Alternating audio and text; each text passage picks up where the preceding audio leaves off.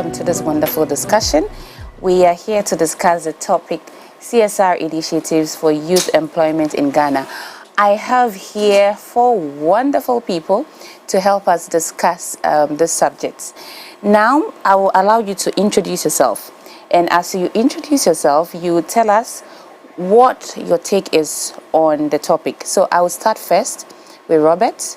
We go with our guest from Clean Air Fund, and then we go with Sophia, then of course, Brad Alert. So let's do this. Okay, thank you for the opportunity. I'm Robert Kuzo from MTN Ghana Foundation. I do support the notion that CSR can create job opportunities for our youth. And this can be done in various ways. Okay. A typical example that MTN did was with the Ghana Multimedia Incubator Center.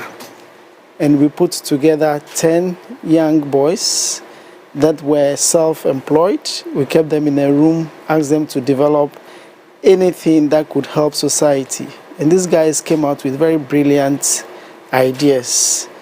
We supported them with some funding, so about 10,000 Ghana cedis each, to reinvest into their initiative. And these guys are doing fabulously well and contributing their quota also to society. Another initiative that we've embarked on is also to partner with InnoHub. And with this, we are looking at women associations, we are looking at the youth, we are looking at vulnerable people within the society. And it's just to empower them with what they are doing. So they are running their own businesses, but then we give them skills. I mean, basic bookkeeping, accounting, digital training, how they can use the internet to even market their stuff and all that, their products and all that. And with that, we also give them some funding, okay, to also put into the initiative they are doing or the businesses they are running. And we don't want the money back, but then we've told them that they are going to account for the money within a certain period. And this is to put some kind of discipline into what they do and in running their businesses. So I support the notion that indeed, I mean, CSR initiatives can be used, okay, to empower the youth and to create job opportunities for the youth. From your first submission, I can see that we are going to really have a good time. Mm-hmm. So now, Desmond, tell us. You introduce yourself to our guest, and then you tell us briefly what you think about the subject. Thank you very much, Joyce. My name is Desmond Apia, and I'm the country lead for Clean Air Fund in Ghana. And on the topic, I think CSR initiatives are brilliant ideas. It helps to kind of direct most of the time what government's long-term ambitions are, and gives opportunity for private and other organizations to be able to work together to achieve those long-term goals, and gives youth opportunities as well. Okay, all right then, thank you. Now, Sophia, tell me, who are you and how important is this topic of CSR and also youth development in Ghana? Right. Thank you very much, Joyce. My name is Sophia Kujoji. I'm the Chief Corporate Communications Officer for the Just One Group of Companies. And yes, we work on CSR activities. I think that CSR, which is corporate social responsibility, is basically one of the things that institutions, or one of the strategies that institutions use to reach out to the community in different areas to see how they can contribute. And I think that when it comes to youth development in the area of CSR, you're looking at internship opportunities for young people to have a feel of how it is in the workplace. For some, there are opportunities. For instance, if you come to the Just One space, we have a lot of plants, facilities like the Accra Compost and Recycling plants. We have similar ones in Kumasi and other places. What do? We give opportunities for students who are studying engineering and other courses in such areas to visit such facilities and study and get to appreciate how it is on the ground. And so you give them some industry knowledge before they even come to the market, and then it makes them more to appreciate the workspace better and to also have some hands-on practicals that helps them too. And then additionally, Just One Group once again is this year, from last year, took on about 1,000 national service students. Yes, because we are going into commercial farming and we took on about 1,000 national service students. Out of these, over 80, I think almost 100, are being sent on scholarship to Russia to get real vocational skills to make them relevant to the industry. So I think that what it does, and then again, we also have this partnership with the Pentecost Students Union, PENSA, where we've opened up for them. We have signed an MOU with them that students who are interested in any of our workspace can come in and do internship. And I think these are things that helps the young ones to appreciate the world of work. You know, so they come in not just with theoretical ideas, but then they are able to appreciate what is expected of them on the ground and they can contribute better. So I think that CSRs help the students not to be just raw students with just theoretical ideas, but then they are able to have some hands-on industry experience that helps them to be able to deliver whenever they get opportunity to get into employment. But I'm sure as we get into employment, we'll talk more about it. Yes. Exactly. Thank you very much, Sophia. So now, Joshua, you're almost like an in-house person from Brand Alert. Tell us, what do you do at Brand Alert, and why do you think it's important that CSR should be targeted at youth employment in Ghana? Okay, so thank you, Joyce, and hello to all my co-panelists. So I work with Brand Alert. I'm Joshua Kwesi Agri. I'm team lead for Brand Alert. Brand Alert, we are an experiential company. So we merge below the line and consumer experiences to elevate the brands that we represent in their interaction with their consumers or their customers. So that's what we mostly lead. I believe CSR is quite important. If it's not important, we won't even be talking about it today. And the concept of CSR, I believe, has progressed over time. It's moved from where people have demanded that brands or corporations do something in their society, so it's more impactful, to where corporations have now taken the responsibility that we want to do it.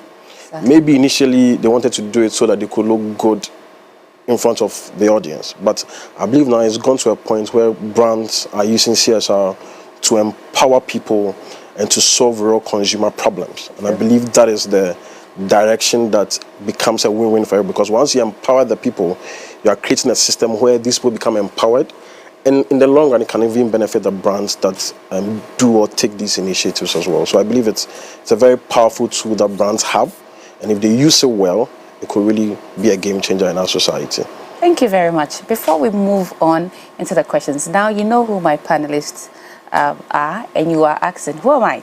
So my name is Joyce Sakite Ahiadome, and until recently, I had been working with Textiles Ghana Limited. I have worked with several companies, and I must say that my career actually started with me being a lead for CSR project, and I've seen the changes it's able to bring, not just to the community, but also to the brands that are doing this. Now, Sophia, let's do this. Yes. So, to your first question, what are the current challenges facing youth employment in Ghana, and how do you think that CSR can help to address these? Thank you, Joyce. I guess it's obvious. So the 2022 statistics, Ghana Statistical, Index indicated that about one of the three major challenges facing youth employment in Ghana today is unemployment, underemployment, and then the economy itself. And sometimes it's lack of skills as well. But the reality is, most of our young ones today, according to an Afrobarometer, index, most of our young ones today are even more educated than those our elders at around the same age. So between 15 to 35, a lot of people have acquired educational knowledge. Some have acquired some vocations and others, but the employment is not there. So you mean to say they have the skills. They do. Some but then have. there are no jobs. Some have. All right. Some have skills, some have the educational qualifications and others, but they don't have the jobs. And this was worsened by COVID. Yeah. Because during COVID season, some people were laid off. Yeah. And through COVID, we've realized that some of the jobs, people can juggle, you know, a couple of jobs together. Exactly. Exactly. So, and then there's another thing I always tell colleagues that I think that civil service is also gradually becoming a bit uncomfortable for the youth who have become used to using digital stuff, working from home. They are not comfortable with 8 to 5 kind of jobs. So some of them, genuinely, the jobs are not there. But some of them too, the jobs available are not enough for everybody, and everybody wants to cut down costs to be able to meet their economic demands. So there are a number of challenges which include this, and some of them have acquired, and I think there are some too who have the qualifications, but they are not ready to launch out, or they are not ready for some of the jobs that they have gotten. I mean, I've met somebody who said, they were not paying me well and the money was not coming on time. So I said, do you really know what happens on the ground in our workplaces that we sometimes smile and go through? Because the young ones of today, they are the ones that are not ready to fight. It's like, okay, you need me. If you need me, yes. If you don't need me, well, that's your problem. I think I'm good enough for you. You know, we've met people like that also. So the major challenges are these, and that is why it's good that we have CSR interventions that is helping some of them who have been able to come up with some initiatives to help them to push that to the next level. Some are helping those who already have some skills but need some sharpening through these internships and others to be able to sharpen those skills. So industry, sometimes when they go to do the internships, some of the institutions that pick them may find some of the students to be very qualified, or they are very good and you want to bring them on board. So there are so many things that is coming together. So there is the hard side, but there are those also who have the hard skills but lack the soft skills. And so when they are given the opportunity through the empowerment and others, they are able to know that, okay, so I am good, but I have to have a good attitude. So all of these play together to make the workspace a bit difficult. But CSR is what is going to help to shaping them, to prepare them for the workspace, for the available jobs that are available. All right. Thank you very much. So we know so much about MTN, and I think from where Sophia left off to say that the key challenges that are facing the youth is limited job opportunities. We have mismatched skills and also the economic constraint. And she nailed it, that COVID had actually even made it worse. But we know, Robert, that MTN has been doing some fantastic corporate social responsibilities. So tell us, how are your corporate social responsibilities focused on ensuring that these challenges are solved? Okay, thank you. We look at self-employment because everybody is looking at white-collar jobs. You finish and you want to get employed in MTN, but we encourage students in the tertiary institutions to have a second look at, their skills, their career, and see where they can do something on their own. And that is where MTN comes in. So when we able to get these students who are self-employed, then it's up to us to also help them grow their businesses. Through our business enterprise, we have packages that they can use, cheap ones that they can use to also enhance or sustain their businesses. And then we use the CSR also the economic situation is also very harsh on them. And so we are there to also, so we don't give grants, but we are interested in the self-employment youth. We are interested in small-scale, medium enterprises, how we can empower them, to enhance and sustain their businesses. Because through doing that, they are also going to employ other people, and then their businesses will grow instead of sitting down and looking at white collar jobs. So trying to empower the youth. We also have a program that we call the MTN Digital Skills. So it's a university, let me just put it that way. It's a university where you can just log on and then choose any course that you want to do, any course at all that you want to do. At the end of the course, you are given a certificate. I mean, so whatever this certificate or your passion, you know, you come up with at the end of the course, then you are able to look for some jobs around or even set up on your own.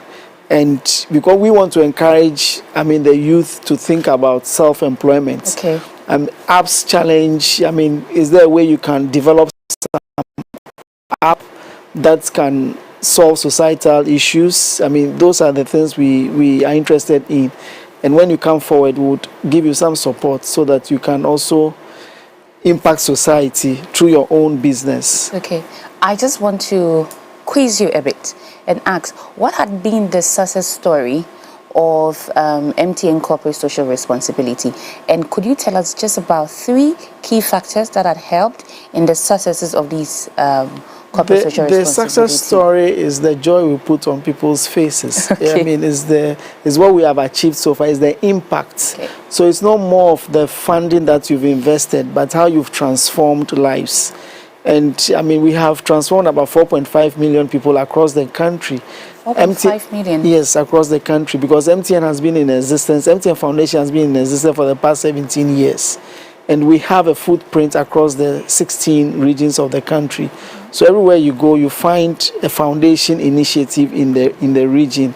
And the success stories is about the lives that we've transformed, the impact we are making in the societies. Good. Thank you very much, Robert. Joshua, I can see that you're turning, Desmond, sorry. You are turning in your seats because you really, really have something that you want to say. So now, how can corporate social responsibility initiatives partner with government to ensure a lasting, and that's to say a sustainable form of youth employment? Yeah, I think it's great to listen to the impact that MTN Foundation has been having. And for corporate social responsibility really to be sustainable, it's extremely important that it links to organizational visions, and in our context, to also be something that is in line with government's ultimate development agenda, because we are not developing capacities in a vacuum. And so if you come to, say if we look at Ghana, there are specific programs that each government over the period has been promoting, including people gaining skills so that they can go into private enterprise. Good. If I think back and look at what the goals of the National Service Scheme, for instance, was, it was to help youth to gain skills that they would use in real life. Exactly. And I think when communities began demanding of businesses to be a lot more responsible in the communities, and businesses rose up to that challenge and are not acting out of the community's space, but looking at challenges within the community and how they can also support. And now businesses are doing it as part of their own free will. I think it really is beautiful, because then ultimately our goal is to empower people, ensure that there's development and there's sustainability. If we have a youth that are skilled, have the skills to thrive on their own, I think it's extremely important. And government must continue to create an enabling environment for that, by giving tax breaks, by giving other incentives that corporations can take advantage of, because they are providing an essential service. I'll give just 2 quick examples. The Clean Air Fund, for instance, has been working with research institutions. Last year we had a summer school with the KNUST, which was a residential. And our goal was that to solve the challenges of air pollution, it is not just the science, there's a social aspect, and coming up with a summer school concept helps to bring or expose the youth and early career researchers to some of the societal challenges that exist that they can also put their minds to. I went to Accra Academy, and we have a whole career counseling department. So when you get to Form 3 in those days, you're taking through some of these things before you make your choices for Form 4. you know. So it helped to begin to put you on the path of thinking of careers. And so I think there was an advantage. Not all my peers had that. Yes. But this is a space that CSR, that some of the companies are doing, is helping. If Just One Group exposes 1,000 youth to issues of environmental, sanitation, sustainability, even how to do sustainable farming, chances are that maybe a quarter of these persons who have had that exposure and seen that it's a way of life and can sustain their lives may end up doing that. And that is part of the advantage, that looking at the broader goal of government, Yes. we say, okay, what can the corporations look at within that scale, that scope? Because then there are potential incentives. Government wants to, and I'm using the Just One example. Yes. Government wants to reduce importation of rice into Ghana. Yes. Government says there's land to do this. A corporation like Just One says, oh, why don't we get into that space? In the meantime, there's a challenge of youth employment in the system. So why don't we look at using our corporate social, like using your capacity, your brand, to say, why don't we attract youth, train them, expose them, let them come back and solve a societal challenge. I think that is the strength of corporate social responsibility. And that is why governments should create and ensure that corporations know the potential advantages, and corporations should also be prepared to take advantage of that. Now, I would end on the note of, it is not just the fixed things or fixed direction that government says, I want to go here, and corporations go. Corporations also have the advantage of exposing the youth to potential trends in the world, because we are working. We know that air pollution, for instance, is becoming a big issue. Why don't we expose youth to the idea that think about air pollution, think about sustainability, think about health impact, and that becomes a catalyst to kind of begin to open up the creative juices of our youth to begin to think about solutions. And I think that is the strength that we have to be able to look at, linking the government aspect to the corporation's visions, and then working together to get some opportunities for our youth. Okay, thank you very much. I know that MTN equally does a lot of its programs in partnership with the government, and Just One obviously is a good example of that. And yes, again, Clean Air Fund, yes, also does that, which means that it is really the way to go, because even when you look at the Sustainable Development Goals, the last one, I always think that is the most important, because it speaks about partnership. The fact that no company can do it alone. All right, now Joshua, are you ready?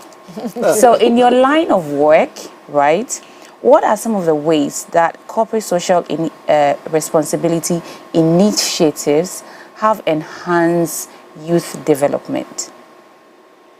Okay. I mean, my companies have made very wonderful submissions, and it's clear that corporate Ghana isn't sleeping. Corporate Ghana is investing in initiatives that will empower the youth. But when you look at it from public perception, it feels like they're not doing enough, mainly because of how enormous the problem of youth employment is in Ghana. Okay. Our population, 2023 puts our population at 31 million. Out of 31 million, about 38% are within 15 to 35, which is the active workforce. That puts the youth within about 11.7 million. If we average that, half of them are employed. Okay, that's like 6 million, or let's say 5 million who are not employed. That's like bigger the size of even a country like Jamaica or Gambia or... So that's actually like the whole population of Accra? Yeah. Is unemployed? Yeah, so it's Okay. the problem is really big. It So is. just for maybe helping to empower 1,000 people, that's a lot. But if you compare it with the problem, it feels like a drop in the ocean. Okay, and for my line of work, where I see the future or where the opportunities are, if corporations or brand will support drive entrepreneurship, because the whole issue is that the world of work has changed.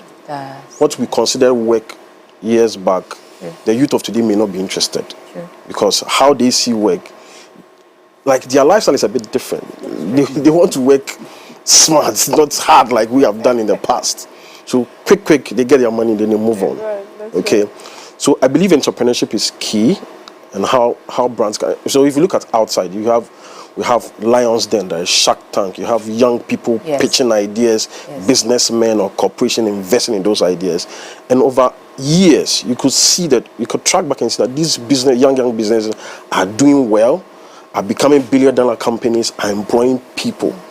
If we're able to empower the young people in that front, okay, I believe it helps. Okay, and that's why I think it's good brands look at the issue of CSR, not from the brand's perspective, but how do we solve consumer problems? And if youth unemployment is a problem, how do we empower entrepreneurship? MTN is doing some, but like you said, the problem is big, so it may look like they're not doing enough. Okay, but if we can have a platform where young people are pitching ideas and we are investing in those ideas, I believe that is a step in the right direction. Secondly, I also believe that brands need to empower or support passion points of the youth. Okay. Entertainment is very important to our youth. Okay, people are into music, and into content creation, are into photography, are into football, are into soccer. So that we don't just limit work to working in a formal system, but if we are even organizing football competitions to unearth football talent, that is a lot of people we are going to get, even if they don't even get the chance to play for our national teams. These are people who have developed the talent. We push them to other countries to play football. I mean, there's entertainment. MTN does Hitmaker. So many young people go through that process. Okay, so that we just tap into the passion point of our young people. What interests them? If it's music, let's sponsor music. Let's get people into it. If it's entertainment, if it's tourism, okay, so that we are sponsoring their passion point, because how they see work today is different. And if we're able to empower them in those areas through either skills development or investing in them, okay, create a platform where they show their talent, those that are good, we give them the next layer to support them. I believe they will now become like thriving businesses that are able to pull their fellow young people along, because they don't like 8 to 5. They are not interested. As long as they can even sit in their room and even get an opportunity to work beyond the borders of Ghana and earn. They are fine with that. Okay. And I believe corporations are able to take advantage and tap into these sources of available opportunities. It will help us in a way that tackles the problem at a larger, at a bigger scale than we are currently doing, so that people see the real value of what corporations are doing, because they are really doing a lot. If you look at the amount of money they are looking into it, it's a lot. But we really need to speed it up, because I think in 2016, the UN did a survey that said that we need to create about 300,000 jobs each year if we are going to solve the problem of youth unemployment. I don't think we are doing that. But if we tap into this passion point of the young people, I believe we'll be able to, match it in a way that youth unemployment doesn't become a threat in the country for all of us. Thank you very much. You know, you have really sort of put things in context for me, especially with the data of the fact that unemployment, like the whole of Accra in Ghana, when you take the whole of Ghana and you map almost everybody in Accra, then is unemployed. And that's really the issue that we are up against. But then again, I am happy about you saying that companies should really invest in the passion point of our youth. I absolutely agree with you. Yes. And now I want to turn to Sophia. We have said a lot about partnership, but how can we strengthen that partnership between government and corporate and ensure that we are sponsoring the passion point of the youth of this nation? We have said in the past, and I've heard it so many times, that even hospitality, like Ghanaians are so hospitable.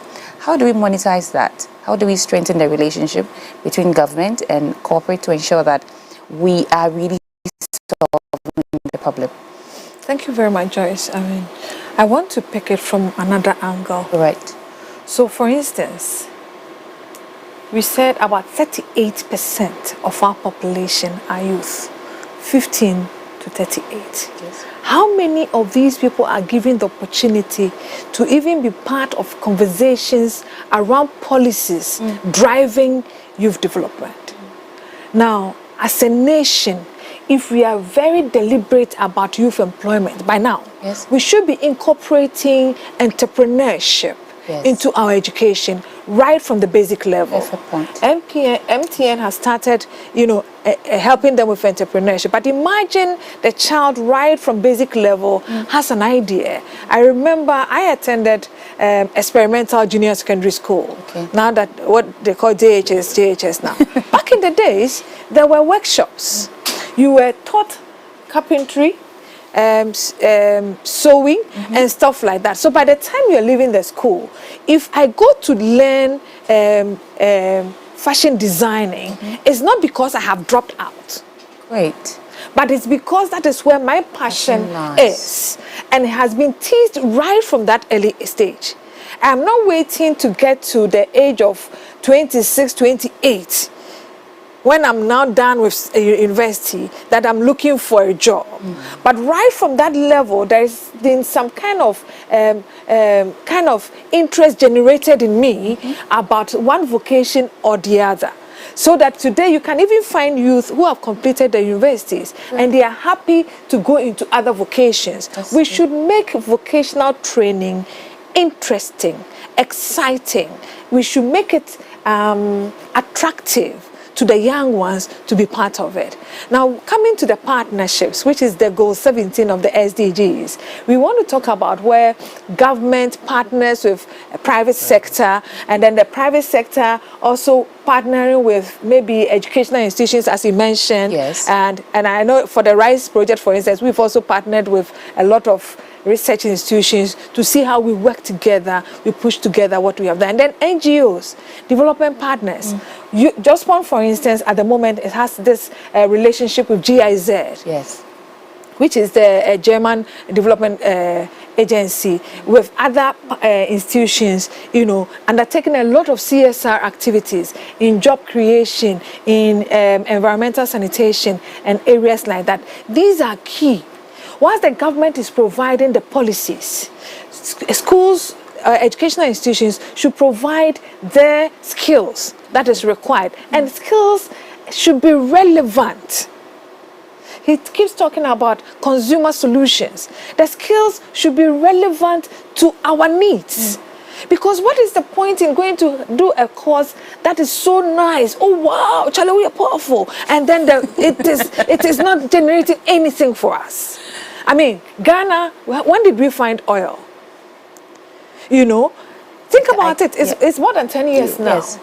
In the 2000s? Yes. Now, if there is a big oil something going on right now, they will say that we want people with 15 years experience. How many years? How have we trained our people to be able to take advantage of whatever opportunities we have, So this is where the partnership becomes relevant, becomes very necessary, where development partners, NGOs and others are helping to pool resources. Schools, our educational institutions are providing the necessary skills for our students. Industry is providing the hands-on training and the partnership or the necessary platform for people to perform, and then government also providing the needed policies. Policies that makes it attractive for institutions, private companies to want to go into these areas, to want to support. So if just one, for instance, decide that, we want to help artisans, to sharpen their skills, what is the government going to give us? Is it just our resources, and then even sometimes when you have to even get money from the banks to do this, are we going to pay at the same rate and all that? So it's important that this kind of partnership is well nurtured, so that everybody's role is well identified, and we are able to provide the relevant and be intentional about whatever we are doing. So at the end of the day, everybody benefits. The youth are happy, but the youth should be trained right from the basic level. Because if we are forming about 38% of the population, and we are saying that there is job mismatch, there is unemployment, whereas people can be on their own and also support others, why not? We should be able to start from there. So the partnership is very, very important. Thank you very much. So I hear relevance, and I also hear matching and getting these kids right from the get-go. Yes. Okay, Robert, I know MTN has been doing a lot, and you have a lot of examples to share.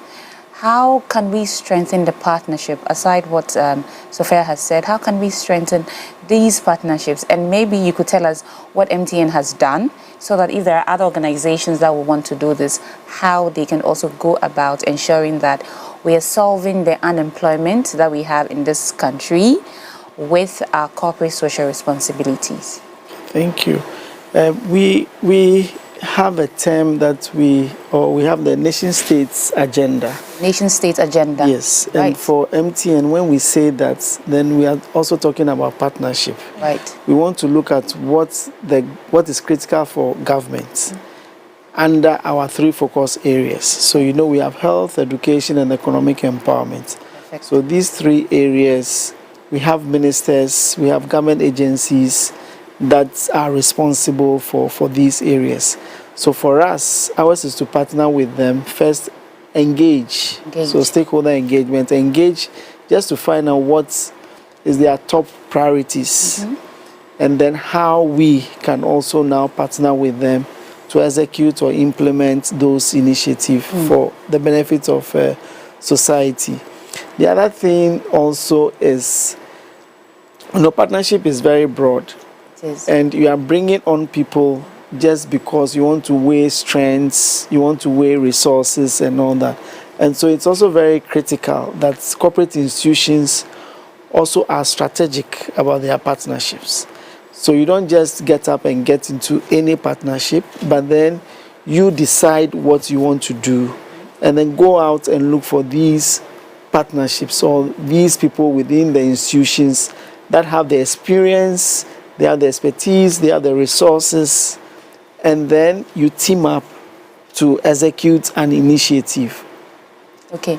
Have you worked with any NGO or any development agency as MTN? Do you work with such? Yes, we are open to partnerships. So yes, we work with NGOs, governments, entrepreneurships. Okay. So policymakers as well and all that. Okay. Yeah. And I heard you speak about engagement, and that is key. I think for partnerships, if you do not engage, then you do not even understand what the other person can bring on board and how then you can partner to solve the problem. All right. So I'm back to you. And I know that with what you do with Clean Air Fund, we were speaking earlier, you're also looking at the marginalized. Yeah. And so how can we ensure that the corporate social responsibility initiatives that we are doing are bringing in inclusivity, and also we are bridging the gap of gender? Yeah, I think I'm so glad about this question because for us, Clean Air Fund, we are very particular about equity, diversity, and also inclusion. And so we have an EDI policy. But even more in terms of our ultimate goal, which is clean air for all, and I have to emphasize that for all specific, that we have it at the back of our minds that we are not segregating the society and saying that we are undertaking initiatives that make sure that airport residential area, they have clean air. And rather, Old Fadama, we don't pay attention to Old Fadama. Understood. Because with air, everywhere we go is there. Pollution, air pollution is a silent killer. That's what it's called. And we are seeing that the diseases that are caused by air pollution is going up all over the place. So we can be in a nice air-conditioned studio, enjoy air-conditioned car, go home to air-conditioned houses. You're going to step out somewhere, and you're going to breathe. Yes, you're going to breathe the air. So if the air is clean, it's clean for all of us. And to ensure inclusion, I'm happy Robert talked about engagement. And also Joshua mentioned about some of the things about passing points. And it's important that we are deliberate about ensuring that we are covering those that can easily fall off the ladder. Because even when you think through the impacts of, say, I'm using air pollution because that's our key focal area. When you think through the impacts of pollution, it is the marginalized in our society that one, are not exposed to the good health systems that are available. The cost to they themselves is so high that they may be exposed, but may say, oh, actually I'll wait, I'll not even go to the hospital because I can't afford to go there. And then the impact on their lives, specific as individuals, is so much. But the society ultimately suffers. Yeah. Because you're selling something, you're expecting to get the members in the community to participate in that enterprise that you are doing. They are sick, they are not available, you lose out. I think the engagement aspect, being deliberate, we have gone to communities, done research to give us a clearer picture of how even persons are perceiving their own exposure levels. And then we are taking deliberate steps. So where we are putting sensors, for instance, that is measuring pollution levels, we are deliberate about where we put it. Near markets, schools, hospitals, intersections, because when you get the data from these areas, then you can know the mitigation steps that you can put in. Near landfills, where there's illegal dumping, where there's burning, and then you can get a clearer picture. I also want to mention that CSR and youth engagement and employment, the youth should also be particular about the things that solve problems. Because the society has problems that need to be solved. And so they need to also be intentional to take advantage of the CSR initiatives. And then they should be inquisitive to engage. Because most of the time, they are looking at it that it will come. It will not come. You have to go out of your way, engage. There was a time, an experience we had at the University of Ghana at a job fair. Everybody was bringing their CV to drop in the box. The only people I remembered were those who, when they dropped their CV, or in fact, 3 ladies came, they came to us to question us, really, what does this job do? What are you trying to achieve? What is this? What is that? Before then, they said, okay, then I'll drop my CV. When they dropped it, I said to the assistant, pick those CVs for me. Because right there, they shown proper interest. It is not just go and drop your CV. Oh, it's a box. I dropped my CV and I'm going. No. They had shown their inquisitiveness. You have an interest. Spend time to engage that ministry or that corporation. Find out what it is they have available. Nothing is going to come fall on your lap. So spend that energy, look for it. Let that opportunity that you have, the knowledge you've acquired, be put to something. Engage. If you don't engage, you're not going to make the move. It is not going to drop on. 1,000 opportunities, and maybe it's for only one person. So if you are not engaging, it's not going to happen. And solve the problems. Align the passion and let it go to that point, because nothing is coming free. Thank you very much. Nothing is coming free. So I would like us to touch on a particular subject which is very dear to me, which is about really the mindset, because of what you said, the mindset of and I'm hesitant to say the mindset of Ghanaians, but then it is my community, so I can speak about it. That what can we do to ensure that right from the start, that our minds are set towards looking for opportunities. But before that question comes, let me go to Joshua. So Joshua, to the same question, when you look at the areas where you have worked, right?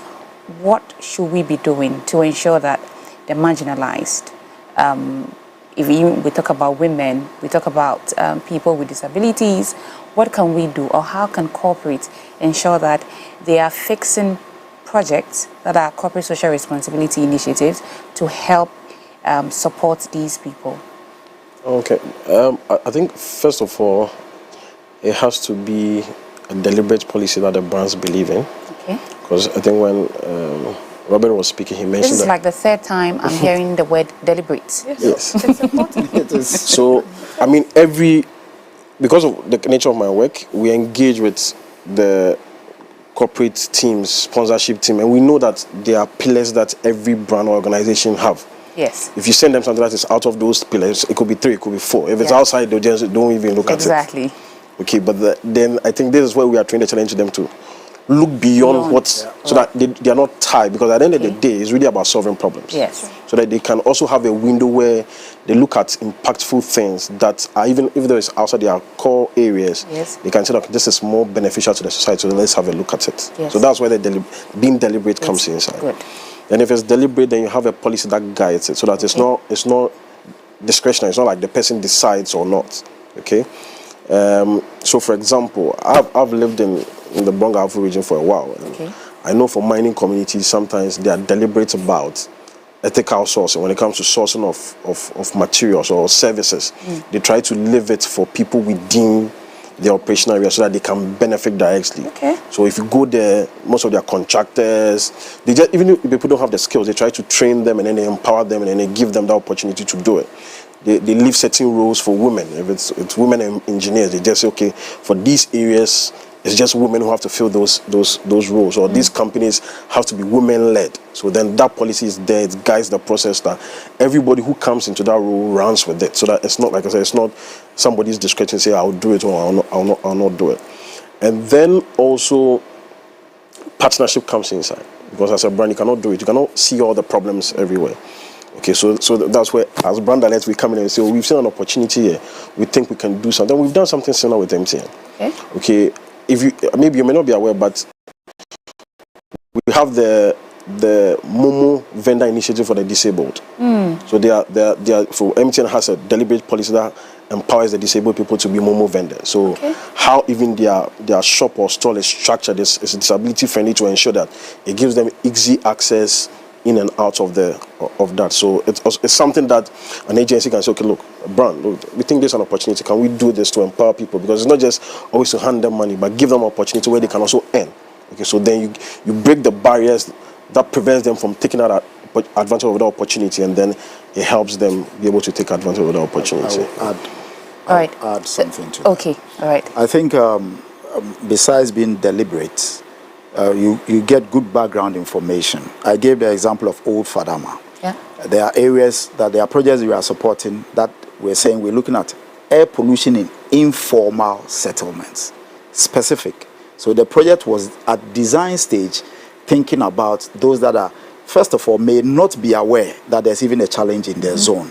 So you go and you tackle that zone by the data collection, not just focusing in some areas, but collecting data to establish and then going to educate person specific. There's one project also we supported that looked at knowledge on pollution, impact, and even decision making. Looked at lorry stations. And you'll be surprised that these days a lot of lorry stations in Accra, the station masters don't allow the vehicles to come in except to load. Exactly. Deliberate planning to say, because when you idle, already the cars are old, rickety, they're already emitting a lot of smoke. So rather stay outside, we'll give you a call when it's time for you to load. Just so you spend a very short period within that zone. You load and then you go. Being conscious.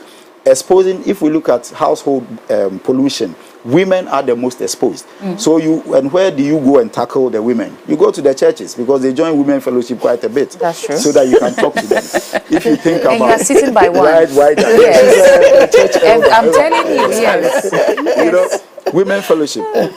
If you go to schools, there was a competition that was run looking at high schools and potential solutions, and they've come up with brilliant ideas. So being particular, we've talked about kind of catching them young, so that they can understand what it is.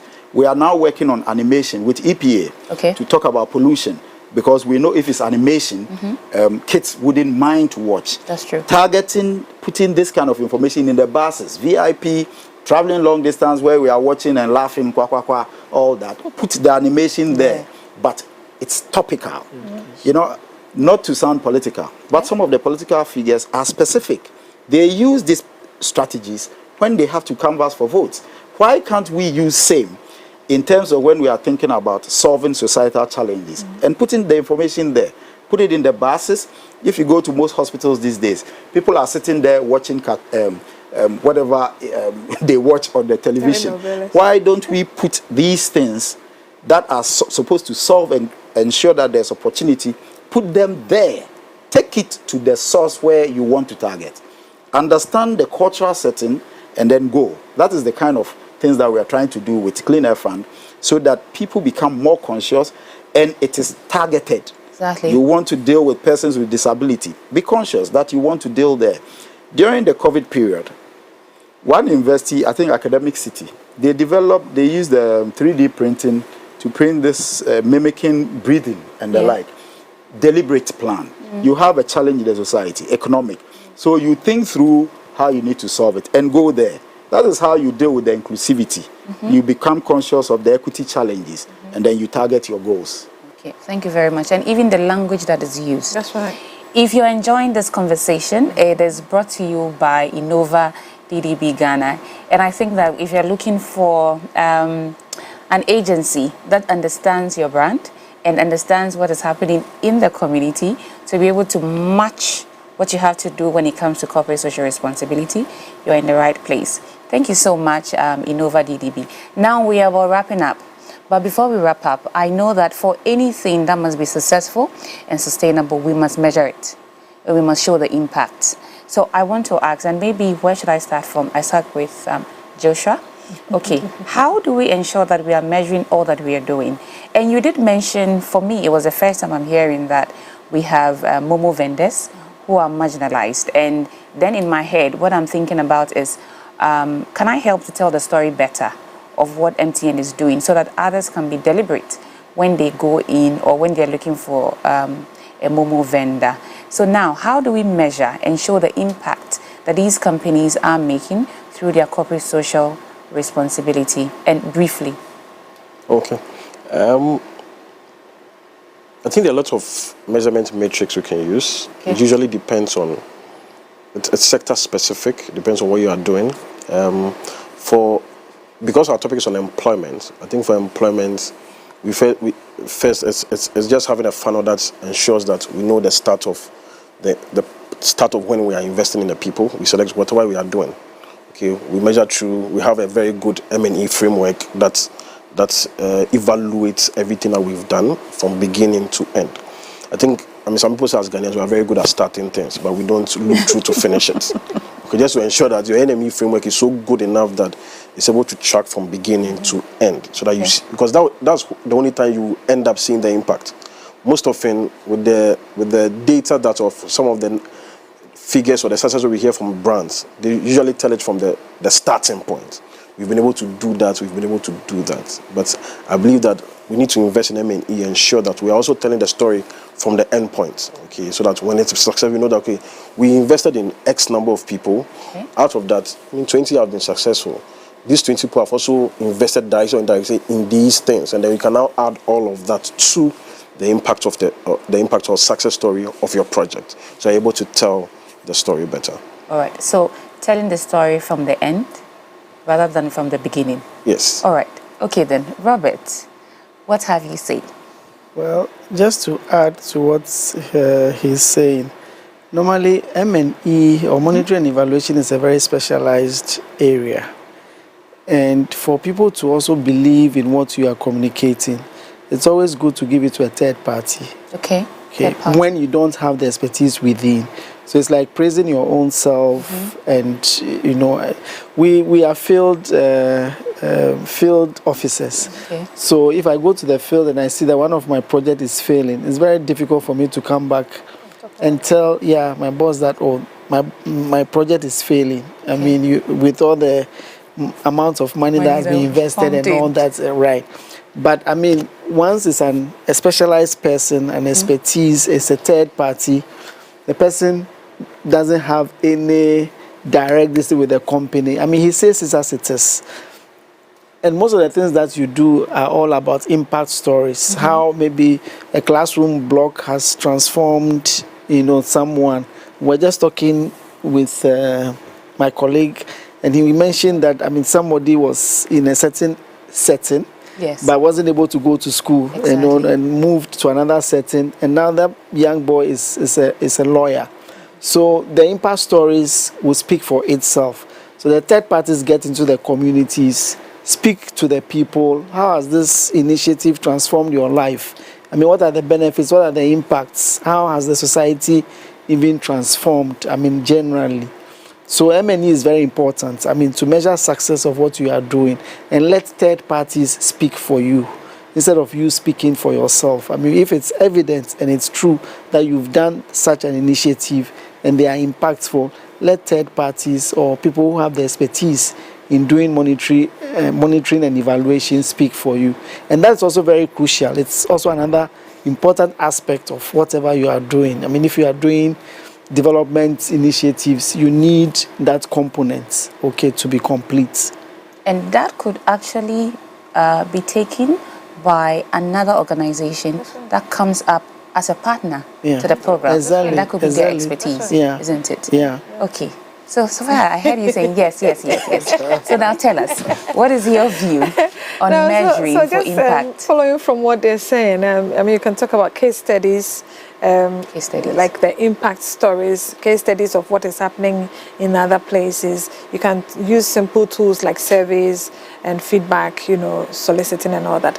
But Joyce, before I even, I'm sure everybody's talking about, you asked a question about mindset change. I don't want to lose that. Yeah, and we'll come back to that. Okay. We'll come back to that in our final submission. Okay, all right. So, so then I think that the case studies and soliciting for information, feedback, and surveys. And I think as a nation, we need to build our skills in that a lot. Okay. Measurement and evaluation. It's very, very important because everything you ask, and you see the data goes way back. Yeah. But we need to resource institutions that have been set up to do such, you know, to really do the work. Because if we don't have data, that data is what is driving the world today. You're right. If we don't have data, then we'll just be speaking English. Yes. We'll be speaking good English without grammar, without substance. But we need to take that seriously. And so from the national level, from institutional level, and at every level of our, at corporate level, every level of our life as a nation, we should start incorporating measurements and evaluation into our work so that we can be able to speak with substance. In fact, I'm smiling because the last time we were on the panel, you mentioned the same thing you just said. I did. That without data, it's just grammar. We're just speaking English. And so thank you for that. So Desmond, now. I would add one more leg. Okay. And so it should be going to measurement, evaluation, and learning. Good. And at Clean Air Fund, I am glad to say that we even have a role that we call Chief Impacts Officer. Okay. And the person's role is to ensure that every dollar that we are spending, we can be able to measure the impact of it. Okay. And so we've reviewed our processes in the past few years, changed even our format in doing stuff to look at outcomes. Don't just come and tell us, I'm going to do A, B, C, D. What are the outcomes and what are the outputs? Those are the key questions. Because we are seeing that it's so easy for people to say, I've done so many things. And then when you ask them, really, what was it? Have you done? I mean, I'm glad that even my previous life, these were some of the things that I was very interested in and had been working. The question should always be, and so what? And so what? And so what? We don't like to ask it because we feel uncomfortable. But that's the most crucial part. Yes. And so what? What is the impact of all the stuff that you're doing? I was glad that Robert mentioned about MTN Foundation's impact, 4.5 million. Now, if we're able to look at even 5% of that number and go through the chain and see that actually, this is what the impact has been in terms of job creation, in terms of youth opportunities that are. There are some of their programs, if you think about Hitmaker, it's easy to say, okay, this has been the impact. What about the other ones that we are not seeing? If you go through the chain, what has it been? And I think it's an opportunity for our youth to think through what data and impact can do. And this is a great opportunity because right now in this our country, that is the direction that we have to be going. And so what question needs to be answered? And maybe hearing some ideas from the youth on the best way to answer that question would be most great. Our time is up. However, I know that if we end here, producer, if we end here without us tackling the issue of mindset change, then we haven't done justice to the conversation. So briefly, and you can take it as you wish by the panel. So as we end, we wrap up, really. As a country, we really need to work on our mindset. And how do you think we should do that? And what should we be tackling? So briefly, and anyone can take it. Let me go. Ladies first. Ladies first. So you go. But men before. Yes, thank you. So this one, please go. All right. I think that for us to be working on the mindset, we need to tell more of the success stories. How people have come from, where they've come from, where they've got into, and how they got there. If it is CSR initiatives, we should tell the case studies, the success stories, the challenges, and how they've been able to make the transition. That can begin to build the hope that we need to ensure that we have a mindset change. Okay, let me just continue to say that. So I'm thinking that when it comes to mindset change, it is important, and I insist on this, that even our educational system, we should start talking about critical thinking from the basic schools. Good. You talked about people interrogating issues. As much as possible, how are we helping the young ones to even interrogate issues culturally? You don't ask adults questions enough. Okay. And that is how come, and I'm even saying that the media as agenda-setting institution should start giving the youth opportunities, platforms that will help them interrogate national policies, national issues. So by the time we are talking about job and all that, people have asked so many questions, and until we are able to ask questions and align our answers to the relevant issues that matters to us, we will continue to talk without making much impact. So that mindset should start right from the basic level. Thank you very much. Mine would be, it will be ownership. Ownership. I mean, we fail to own things, and CSR is about giving without strings. Yeah. Giving back to the society, giving back to the community. Now, when you go and you do things for the communities, all in the name of development, transforming lives, changing lives. Now, the people that you have done this for do not take the ownership. That's right. You know, a glass will break and they will call MTN and say, please come and fix the glass. You know, and that is what we lack.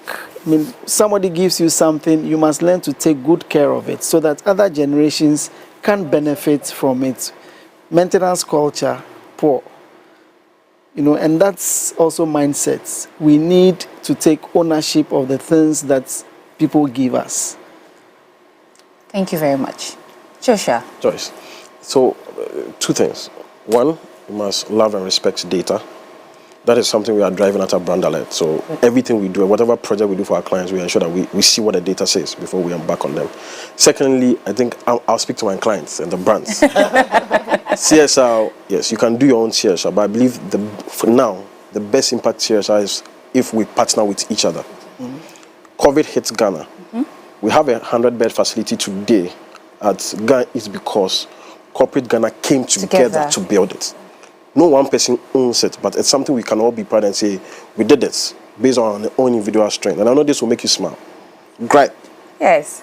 Coming together to push an initiative. Thank you. So it's not, I mean, it's good that sometimes we put ourselves there, but I believe that, look, if we put our energies together, we can make more greater impact than we will do individually. So there's in mindset changing brands, let's look at how brands can come together and do things, okay, freely without feeling that you are losing, people not seeing that you are the one behind it. I think it's good when we come together because it makes good impact.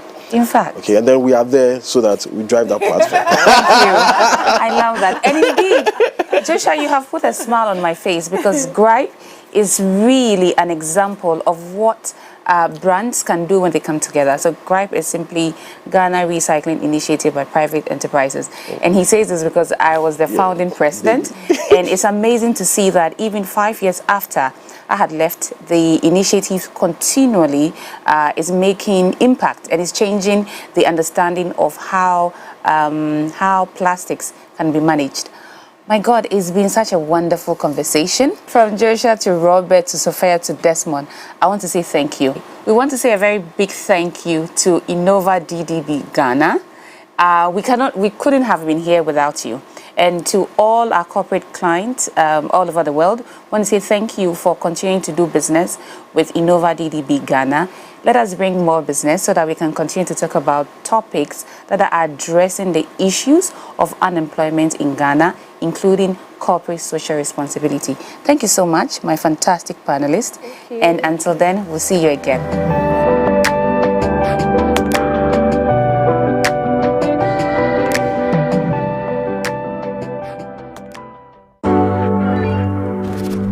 Visit www.mx24online.com for news, exclusive behind-the-scenes videos,